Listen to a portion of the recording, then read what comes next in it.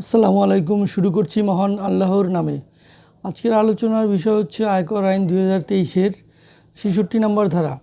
এই 66 নম্বর ধারার বিষয়বস্তু হচ্ছে অন্যান্য উৎস হইতে আয়, অর্থাৎ আয়ের যে 7টি খাত রয়েছে 30 ধারাতে এই সম্পর্কে বলা আছে। এটার একটি খাত হচ্ছে অন্যান্য উৎস হইতে আয়।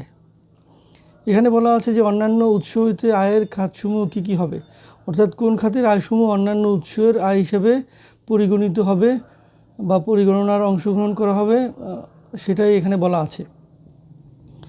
অন্যান্য উৎস হতে আয়ের ক্ষেত্রে যেটা পরিগণনা করা হবে সেটা হচ্ছে রয়্যালটি, লাইসেন্স ফি, কারিগরি জ্ঞানের জন্য ফি এবং স্পর্শাতীত সম্পত্তির ব্যবহারের অধিকার প্রদানের মাধ্যমে অর্জিত আয়, সরকার প্রদত্ত নগদ ভর্তুকি এবং ধারা 30-এ বর্ণিত, অর্থাৎ আয়ের যে 7টি খাত সম্পর্কে ধারা 30-এ বলা আছে সেখানে বর্ণিত অন্য কোনো খাতের অধীন শ্রেণীভুক্ত হয় নাই এরূপ কোনো উৎস হইতে আয়, অর্থাৎ 7টি খাতের মধ্যে শ্রেণীভুক্ত হয় নাই যেই আয়গুলা, অর্থাৎ ওই 7টি শ্রেণীতে অন্তর্ভুক্ত করা যায় না যেই আয়গুলা, সেটা হচ্ছে এই অন্যান্য উৎস হইতে আয়ের খাত হিসেবে পরিগণিত হবে।